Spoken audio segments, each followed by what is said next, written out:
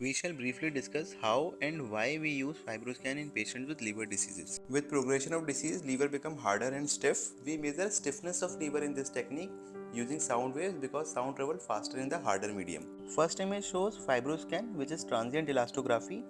It has drawbacks like in patient with ascites it can't be used. Liver's anatomical image is not shown on the screen, so we don't know from where we are taking the sample.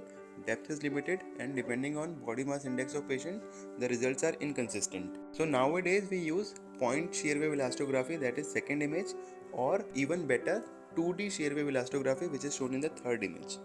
While scanning patient lies supine with arm over the head, probe should never be oblique, it should always be perpendicular to the surface. The region of interest cursor should lie 2 cm below the liver capsule, avoiding large vessels and biliary radicals. It should never be oblique as shown in the image, it should always be straight below the liver capsule.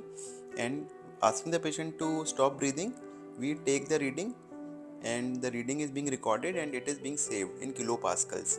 And again at the same site we will take the reading asking the patient to stop breathing for a while and it is being saved. So this process we will repeat 10 times and the readings will be saved and an average value can be calculated in kilopascals. Lastly, this simplified chart can be utilized for easier interpretation.